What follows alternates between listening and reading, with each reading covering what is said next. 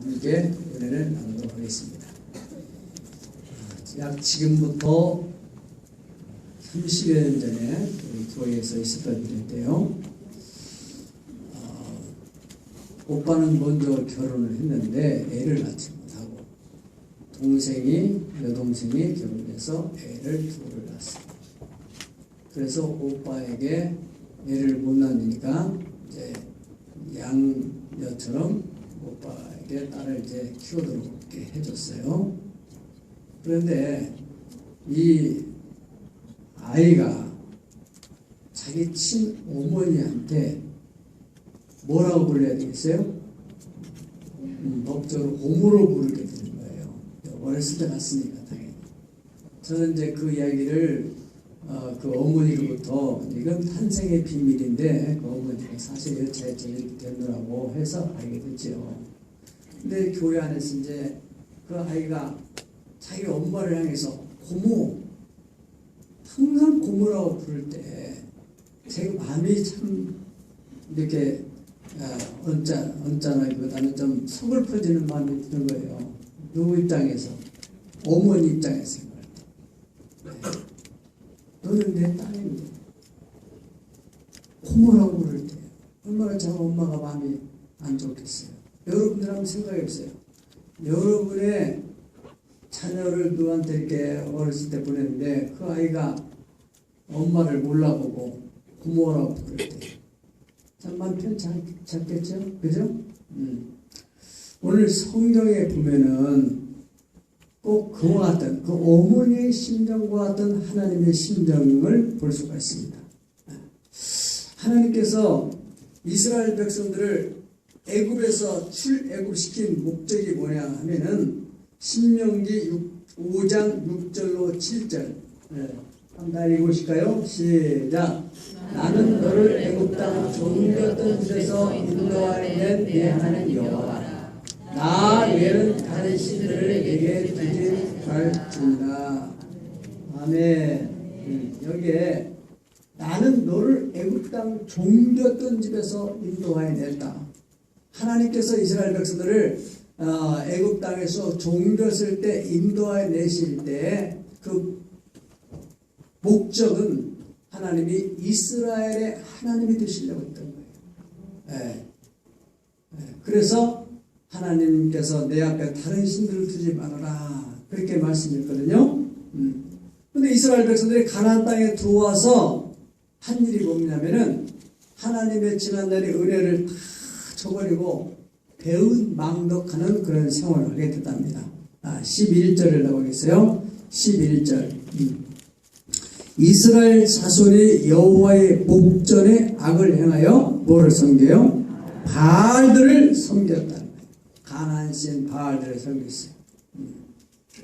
그리고 12절에 보면은 그 결과 하나님께서 이스라엘 백성들을 진노하게 됐다는 12절 읽어봅시다. 시작. 애굽 땅에서 그들을 인도하여 내신 그들의 조상들의 하나님 여호와를 버리고 다른 신 곧 그들의 주위에 있는 백성들의 신들을 따라 그들에게 절하여 여호와를 진노하시게 하였으되 또 14절을 보면은 하나님이 어떻게 하셨어요? 여호와께서 이스라엘에게 진노하사 노력하는 자의 손에 넘겨주사 그들이 노력을 당하게 하시며 또 주위에 있는 모든 대적의 손에 팔아 넘기심에 그들이 다시는 대적을 당하지 못했으며 마지막으로 15절 그들이 어디로 가든지 여호와의 손이 그들에게 재앙을 내리시니 곧 여호와께서 말씀하신 것과 같고 여호와께서 그들에게 맹세하신 것과 같아서 그들의 괴로움이 심하였더라. 아멘. 여러분 믿음의 조상 아브라함의 후손들입니다. 이 사람들이 어떻게 해서 이러한 지경에까지 이르게 됐을까? 그야말로 아브라함이 약속한 말씀은 젖과 꿀을 흐르는 땅에서 그들 자손이 대를 계승해서 아주 행복하게 살기를 원했는데 그 땅에 들어와서 그들이 지금 뭘 당하고 있어요?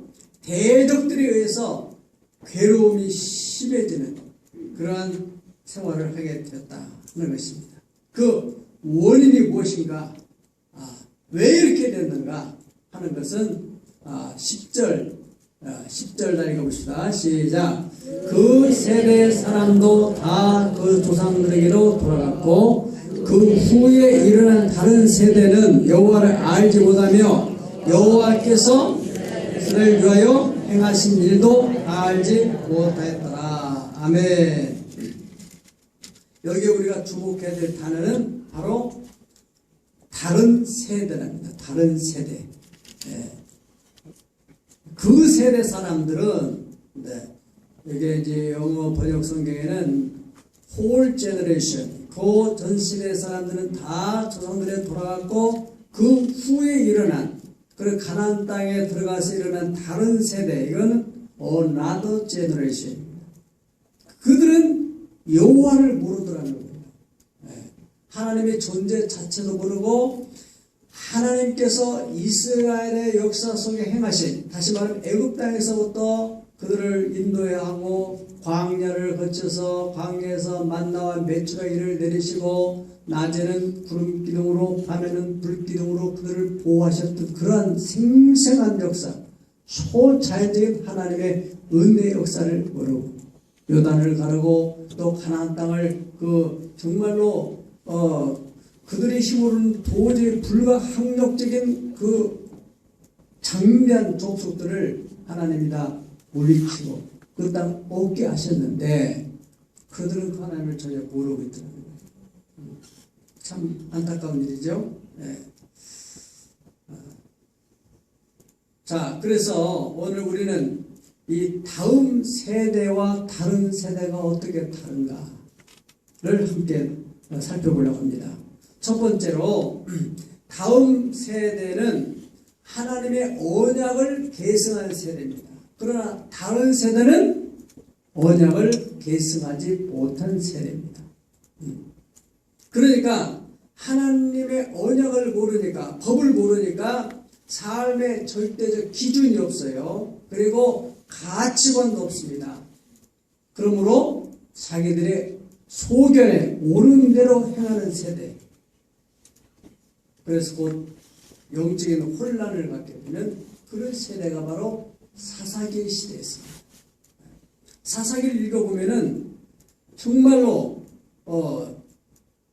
출애굽기에서부터 시작해서 더 나가서 창세기부터 볼 수 있는데, 이스라엘 백성들을 하나님께서 출애굽을 시키는 창세기 12장부터 이제 아브라함을 불러서 아브라함, 이삭, 야곱, 요셉까지가 창세기 시대고, 이제 거기서 애굽으로 들어가서 모세를 통해서 출애굽을 시키잖아요. 거기에서부터 시작해서 레위, 민수기, 신명기에 올 때까지 우리가 보지도 못하고 듣지 못했던 그런 끔찍한 사건들이 이 사사시대에 일어나게 됩니다. 사사기 9장을 보게 되면은 이제 기드온이라는 사람이 사사가 되어서 이스라엘을 미디안의 손에서 구원해 주셨어요. 약 40년 동안 태평승대를 누렸는데 그것까지는 좋은데 기드온이 세상을 떠나게 됐어요. 근데 기드온의 아들이 무려 70명이었습니다. 어떻게 해놨는가 그 여러분 각자 상상하시고, 어떻든 70명인데 그 70명의 아들 외에 또 첩이난 아들이 있습니다. 아비멜렉이라고 하는 이 아들이 기드온 다음으로 자기가 왕권을 주려고 70명의 배 타는 형제들을 데리고 와서 불량배들을 매수해가지고 불량배들을 통해가지고 완전히 다 몰살시킵니다. 끔찍한 일이죠. 그런 일들이 출애굽시대에 없었던 그러한 사건. 또 17장을 보면은 에브라임 산지에 미가라고 하는 한 사람이 있었는데, 이 사람은 자기 어머니가 그 모아놓은 돈, 그 당시에는 큰 돈이죠. 지금으로도 큰 돈이고 약 은이 1100개 정도 돼요. 그때 이 사람, 보통 사람의 1년의 연봉이 은 10개였습니다. 그러니까 그 1000개면 어느 정도 되는 돈인지 우리가 예측할 수 있죠. 그것을 어머니가 모았는데 그것을 훔쳤어요. 그러니까 그 어머니가 막 저주를 부었어요. 그러니까 이 사람이 이제 두려움을 느꼈는지 어머니한테 내놓았어요. 그래서 내가 이거 가져왔다고. 그러니까 그러면 어머니가 왜 너 이런 도둑질을 했느냐고 야단을 치고 그러지 말라고 책망을 할 텐데 그 아이를 오히려 축복을 합니다. 어머니가. 그리고 그 돈을 가지고 우상을 만들어요. 우상을 만들고 집에다가 놓고 이제 그 우상이 뭐냐면 바로 자기들이 생각하는 하나님이요. 그래 복을 달라고 하는 거예요. 복을 달라고. 네. 또 그때 마침 레위인 중에 한 청년이 노숙자가 돼가지고 거처할 데가 없어서 여기저기 돌아다니는데 끼웃거리다가 그 집에 딱 왔어요. 저기 잠잘 데 있냐 하니까 여기 잘 데 있다고 하니까 이제 서로 대화를 하다 보니까 레위라는 거예요. 그래서 1년 연봉 은 10개, 옷 한 벌, 먹이도 지어주고 이렇게 계약을 하고 그 집에 들어가서 당신은 레위니까 우리 집의 제사장으로 임명을 딱 했어요. 그래서 그 사람이 제사장이 돼서 그들을 위해서 이제 축복해 주도록 우상도 있겠다. 예. 여러분은 전혀 얼굴에 진동이 안 일어나는데 보니까 성경이 지금 뭐가 뭔지 보는 것 같은데 성경을 조금만 알면 정말 이건 개그 콘서트 중에서도 아주 고차원적인 웃지 못할 만한 하나님이 보실 때 보면은 이건 정말 여호와 이름을 팔면서 말이죠. 17장 13절 한번 보시겠습니다. 우리 영상에 떼어보세요. 시작. 이에 네가 이르되 레위인이 내 제사장이 되었으니 이제 여호와 백성들에게 복을 주실 줄을 아노라 그랬습니다. 우상 던지 갖다 놓고 그 레위인 하나 불러들여 가지고 자기의 종업원을 만들어 가지고 이 사람이 이제 있으니까 하나님이 내한테 복을 내리신다. 요즘으로 오늘 시대로 버전한다면 번역을 해서 여러분이 적용을 한다면은 돈이 많은 권사님이 그 자기 아들한테 돈을 이렇게 도둑질 당해가지고 아들이 가져왔어요. 막 저주를 퍼붓더니 아들이 무서워서 가져왔단 말이에요. 그런데 이 아들이 하나님이 너한테 복 주기를 원한다. 그리고 그 아들이 복 받도록 하려고 그 권사님 자기 집에다가 그걸 가지고 하나님을 섬긴다는 미명하에서 뭘 만들어 놓은 거예요. 그리고 하나님이 우리 가정에 이제 복 달라고. 그런 중에 마침 이제 신학교 나와가지고 직장을 못 잡아가지고 왔다 갔다 하는 그 사람을 어떻게 됐냐니까 신학 나왔는데 내가 지금 직장도 없고 그래서 그럼 우리 집에 와가지고 그래서 계약을 해가지고 한 달 얼마 줄 테니까 우리 집에 와서 복 좀 빌어달라고. 그렇게 해가지고 하나님이 이제 우리 집에 복 줄 거다. 이런 생각을 하고 있다 그 말이야. 네. 그리고 또 나아가서는 말이죠. 이거는 자녀를 양육하는 데 있어서 참 그 양육하는 데도 문제고 신앙관이나 재물관이나 축복관이나 이 모든 것이 다 비성경적인 그런 방법을 가지고 살아가는 한 가정의 삶의 모습을 여기 사사기에서 얘기하고 있습니다. 또 19장에 보면은 또 에브라임 산지의 그 레위인은 또 특별히 구별된 그러한 지파인데 이 레위인이 자기 가정도 있는데 또 첩을 하나 얻었어요. 첩을 얻는다는 것은 그 당시 레위인들이 상상할 수 없는 일인데 첩을 얻었는데 이 첩이 또 사기 싫다고서 나갔어요. 그래서 장인 집에까지 쫓아가가지고 장인을 설득해가지고 첩을 데리고 오려고 했더니 장인이 한 번 더 묵고 와라 또 하루만 묵고 와라. 그래서 그 집에 쭉 있다가 이제 첩을 데리고 오는 중에 해가 어두워가지고 어디 들어갈 데 없어서 어느 노인들이 사는 집에 들어가게 됐어요. 그런데 그 지역에 이제 거기는 그 베냐민 지파가 관할하는 지역인데 그 지역에 불량배들 조직폭력배들이 와가지고 그 네 집에 들어온 사람 내놓으라. 그러니까 노인이 우리 손님한테 그럴 수 없다. 우리 마누라도 있고 우리 딸도 있는데 그러면 안 되겠느냐. 그러니까 그럴 수 없다. 그렇다면 내려놔. 그래가지고 어쩔 수 없이 이제 레위인의 첩을 내놓은 거예요. 근데 이 불량배들이 밤새도록 성폭행을 해가지고 아침에 눈 뜨고 나가보니까 그 여자가 죽어 있는 거예요. 그러니까 이 레위인이 막 열받으니까 자기 첩이죠. 그 사람을 12도막으로 잘라버렸어요. 토막살인 여기가 원점이에요. 인간의 그 죄성. 잘라가지고 이스라엘 12지파에 다 보냈어요. 12지파에 보내니까 이스라엘 12지파 사람들이 세상에 어떻게 이런 일이 일어날 수 있느냐. 도대체가 어떻게 이런 일이 일어날 수 있느냐.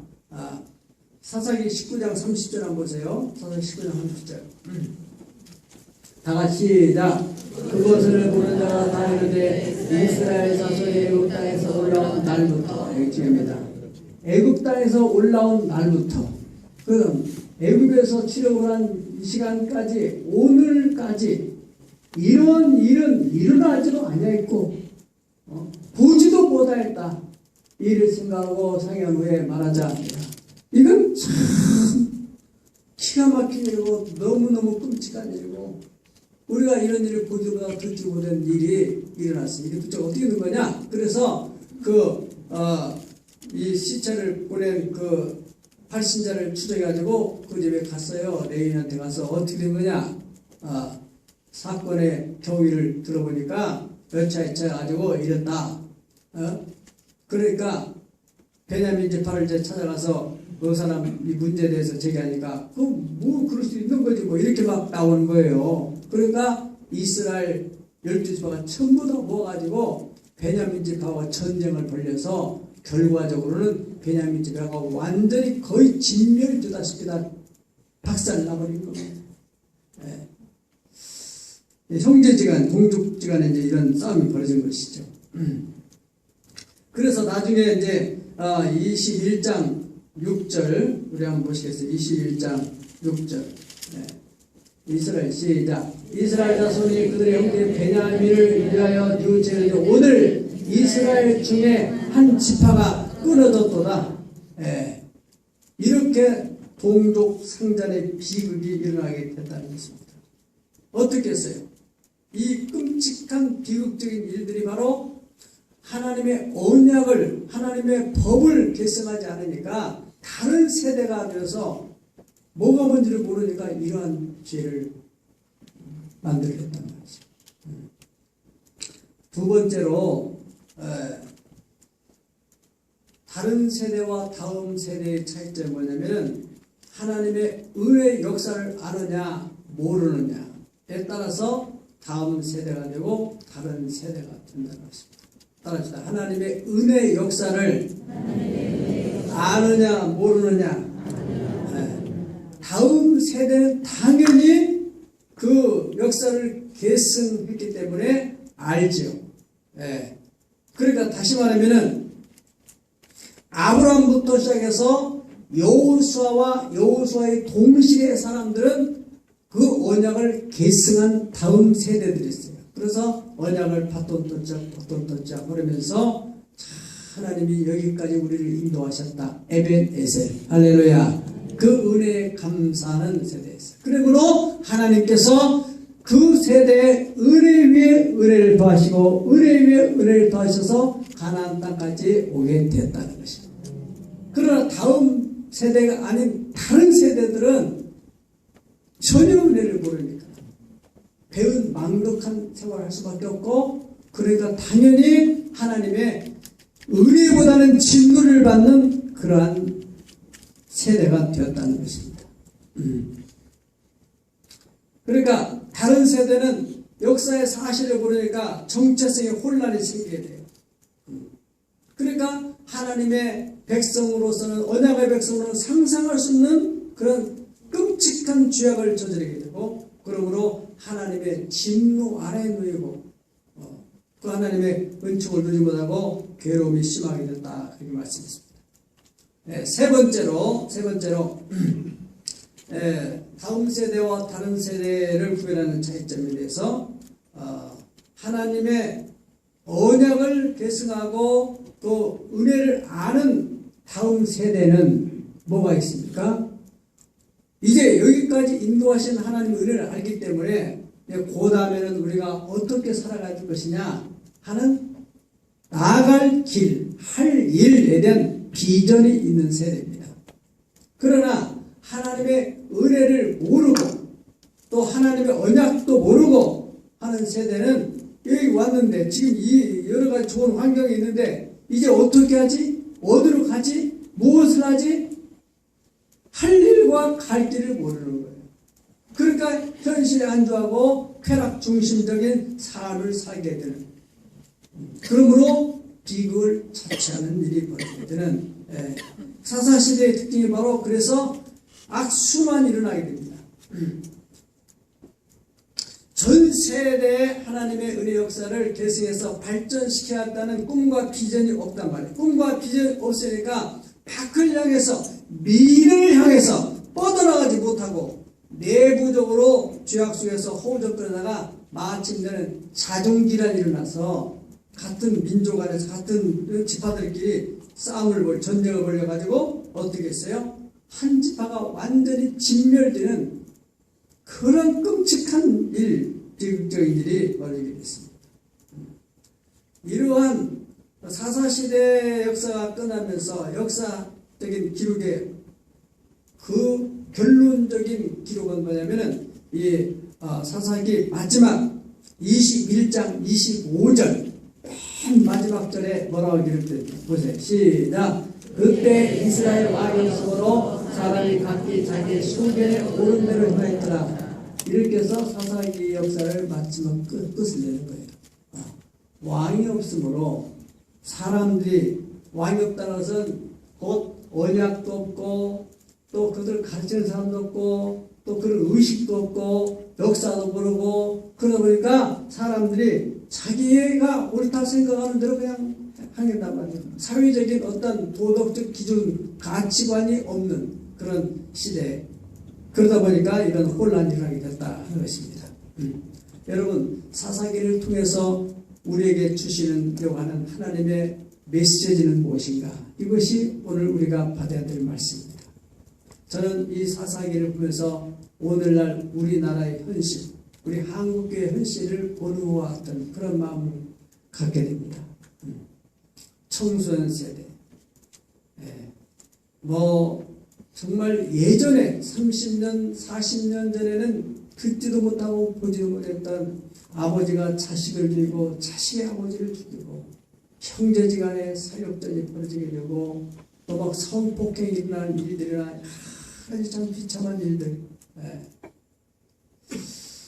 또 더 나아가서는 이 남북한의 역사의 정통성 시기의 문제에 있어서도 1년에 이제 일본의 36년 압제 이후에 그 다음에 45년 해방이 되고 난 다음에 해방되고 정부가 수립되기 전까지 48년도에 수립되기 전까지 3년 동안의 해방 공간 안에서 북쪽에서는 이미 소련이 돌아가지고 이제 공산 정권을 수립했는데 남쪽에서는 됐으면 같이 통일된 그런 나라를 만들어 보려고 하다가 안 돼가지고 결국에는 이제 남한의 정부를 수립하게 됐단 말이죠. 그러한 역사를 모르니까 지금 오늘 이 정부에 대해서 정통성 시비에 대한 문제를 가지고 나온다 이거예요. 여기는 남한은 정통적인 정부가 아니다. 이승만 대통령도 정통적인 대통령이 아니다. 이렇게 나온다는 말이에요. 이것은 역사를 모르는 비극에서 비롯된 것이고, 그렇게 그 역사의 뿌리를 모르다 보니까 지금 천안함 사건이 일어나면은 그건 우리가 자작극이지 북한이 한 것이 아니다. 이런 일들이 벌어지고 참 여러 가지 혼란스러운 일들이 많이 일어나는 것들은요, 역사를 모르는 그 세대가 만들어내는 비극이라고 볼 수 있습니다. 우리 한국 기독교 초기에는 기독교에서 교회 안에서 물론 우리가 도덕과 윤리적인 그 신앙적인 것은 생활적인 규범에 것은 말할 것도 없고 국가관에 대해서 확실한 애국 애족에 대한 그런 정신을 가지고 있었어요. 그래서 3.1운동이 일어나는데도 많은 크리스찬들이 참여하고 나를 사랑하는 마음이 있었단 말이죠. 그러나 지금은 그런 마음이 자꾸자꾸 뒤섞여가는 안타까운 현실 속에서 우리가 살아가고 있습니다. 우리 교회는 그래도 정말 6월 6일이면 해마다 우리 저 비전스쿨 아이들 데려가서 나라사랑 국토기획을 통해서 역사의 현장에 가서 나라에 대한 역사를 현장에서 학습적으로 가르치고 또 지도하기도 하고, 더 나아가서는 우리가 이게 사실은 이 학교 교육에서 제대로 안 되어지는 부분들, 또 특별히 학교에서 여러 가지 뭐 전문적인 교육을 시킨다 하지 모르지만 인성적인 부분에 대해서, 그래서 우리가 영재스쿨이니 국제학교를 하고 있는 것입니다. 저는 이 국제학교가 지금 볼 때는 참 어설프게 보이는 것 같지만 모르지만은 반드시 다음 세대의 인물이 나타납니다. 학교에서 아이들이 배워가지고 어떤 영어 단어나 수학 공식은 좀 많이 알지 모르지만은 인간의 기본적인 자세가 안 돼 있단 말이죠. 여러분 정말 이것은 이 강단에 다 말할 수 없는, 여러분 현실도 어느 정도 알고 있을 줄 알지만은 지금 우리 교육의 현실이 지금 정말로 전 세대에서 흐르는 다음 세대로 이어지는가, 전혀 다른 세대가 지금 살아가고 있는가. 가만히 생각해 보세요. 저들이 다음 세대냐 다른 세대냐, 전혀 조상들의 그 헌신들 어떻게 해서 이 나라를 지키고 여기까지 유지해 왔는지, 역사를 계속 발전시켜 왔는지를 모르는, 그러니까 지금 현실에 안주하고 세상적인 그 즐거움이나 죄 짓는 데만 내려올리게 됩니다. 네. 물론 다는 아니지만은 대체로 사회 분위기가 지금 그렇게 하고 있다는 거죠. 여러분 영국이라는 나라, 영국을 중심으로 해서 그 유럽이라는 나라가 정말 기독교의 꽃을 피웠던 기독교 국가들이 다음 세대에 대해서 신경을 쓰지 않다 보니까 지금 그 영국의 청년들 세대는 지금 완전히 그 조상들이 철저한 하나님 중심적인 그런 신앙관이 완전히 사라진 다른 세대가 지금 나라를 움직이고 있습니다. 그러다 보니까 예배당도 텅텅 비고, 그 예배당에 술집이 들어서고 레스토랑이 들어서고 또 좋게는 박물관이 들어서고 카페가 들어서고 그런 일들이 벌어진단 말이에요. 우리 한국 교회도 마찬가지입니다. 다음 세대에 이게 교육이 이루어지지 않게 되면 특별히 신앙교육을 학교에서는 안 시켜줄 거 아니겠습니까?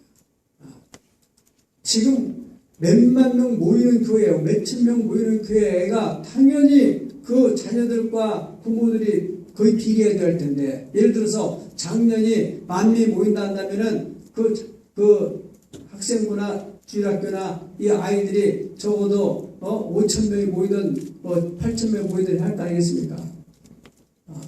200명 모이는 거예요. 이거는 그 부모들의 자녀들이 지금 다른 곳에 가 있다는 것입니다. 그런 것에 비하면 참 우리는 감사해야 돼요. 지난번에 주일학교 그 수련회하고 지난주에도 우리 학생부 수련회하는데 아이들이 참 그래도 지금 우리 학생부를 움직이고 있는 청년 세대가 우리 교회 다음 세대로 지금 이어가고 있다는 것에 감사한 일입니다. 격려해 주시고 할렐루야.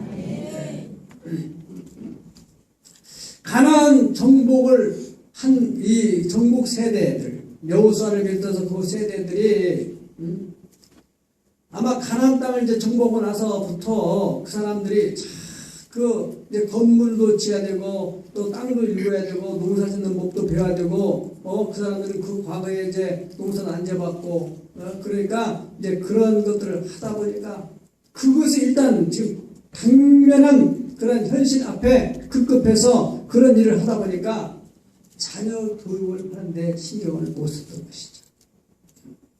여러분 지금 이 사사기의 이 비극의 그 원인, 하나님께서 신명기 6장에서 분명하게 말씀하시기를 신명기 6장 1절부터 한 8절까지 내려오는 말이죠. 여기 1절 2절만 보면은 시작. 이는 곧 너희 하나님 여호와께서 너희에게 가르치라고 명하신 명령과 규례와 법대로 너희가 건너가서 차지할 땅에서, 이 어디예요? 가나안 땅. 너희가 건너가서 차지할 땅에서 행할 것이다. 여호와가 너희에게 가르치라고 명하신 명령과 규례와 법도, 이것을 정말로 가르쳤더라면 어떻게 그 레위인이 처벌하고 또 살해를 하고 형제지간에 70명을 죽이는 일이 벌어질 수 있겠어요?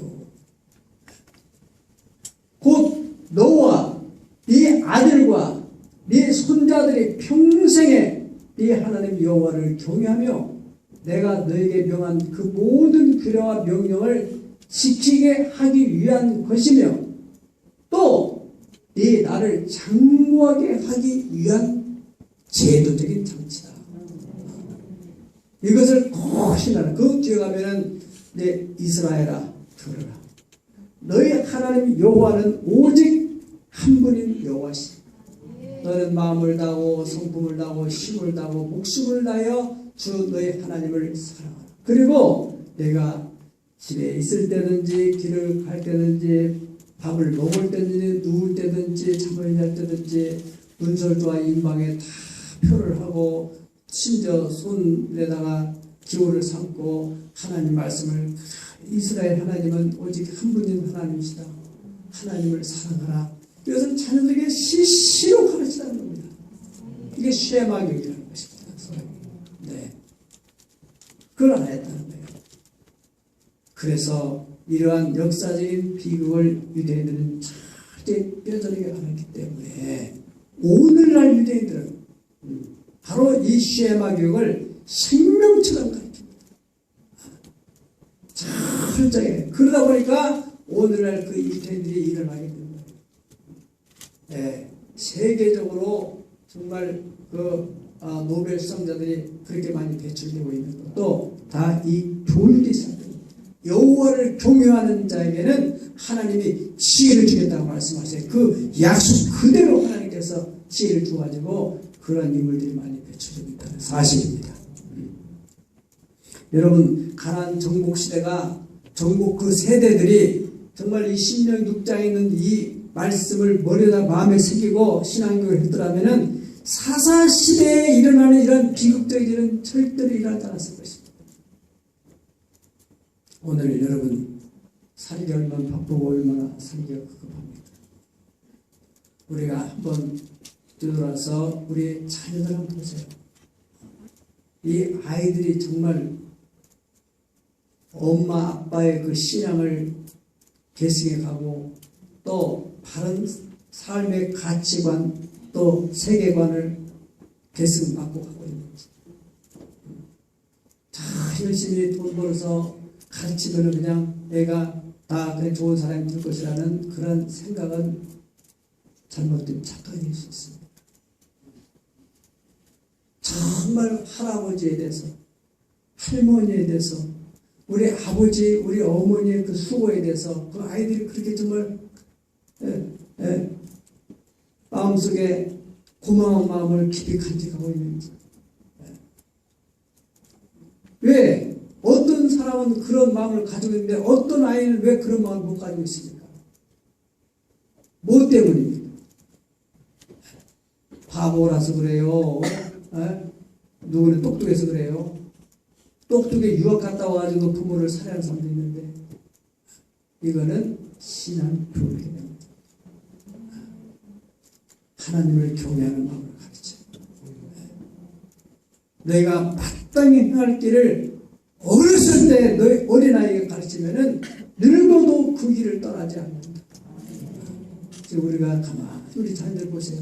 정말 이게 제대로 조상들의 피를 받은 애인지, 이게 어디서 주워온 애인지 생각이 달라도 너무 달라가지고 대화가 안 된다는 거예요. 대화가 서로 이게 말이 하면은 또 받아들이고 또 거기 주고받고 해야만이 소통이 돼야만이 마음 편하잖아요. 그런데 말은 오는데 뭐 그렇다고 그렇게 단문장으로 끝나니까 정말 부모들이 답답한 거야. 속이 소통이 안 되니까. 왜? 사고의 체계가 달라요. 그런데요, 신앙생활을 같이 하고 저녁에도 같이 데리고, 그래서 오늘 예배 드린 거 말씀 드린 거 나누다 보면은 애들이 잘 통해요. 3대가 함께 신앙생활을 하는 거. 유태인들은 철저하게 그 3대 신앙관을 가르치고 있습니다. 네. 여러분, 바로 이 사사시대의 비극적인 일들이 우리 현실 속에도 일어나고 있는 걸 보는데, 이것이 우리 가정에서 일어나지 말라는 법이 없습니다. 중요한 것은 우리가 신명기 6장에 있는 이 언약의 말씀에 대해서 명심하고 가정예배를 드리고 신앙을 전수해주고 하나님이 정말 살아계시다고 믿어주고 천국이 있고 하나님이 사람을 높이고 낮추고 가난하게 하고 부하게 하고 높이게 하고 비천한 자를 들어서 기죽고 함께 하시는 절대 중건이 하나님께 있다면은 그걸 믿어간다면은 여러분들이 자녀를 어떻게 방치해 줄 수 있겠어요? 그래 세상 학교에 교회가 바뀔 수 있겠어요? 여러분, 다음 세대의 신앙을 계승하고 정말로 그 신앙 유산을 가져가는 사람들은 사람으로서 가져야 될 바른 세계 가치관을 갖게 됩니다. 세계관, 바른 세계관을 갖습니다. 정말 바른 국가관을 갖습니다. 그러면 틀림없이 다음 세대에 가서 사람이 없어서 그런 사람들이 다음 세대를 이끌어가는 사람이 될 수밖에 없습니다. 그러므로 하나님이 쓰시는 신앙의 명문화를 이루게 될 줄로 믿습니다. 다 같이 걸으시기도 하겠습니다.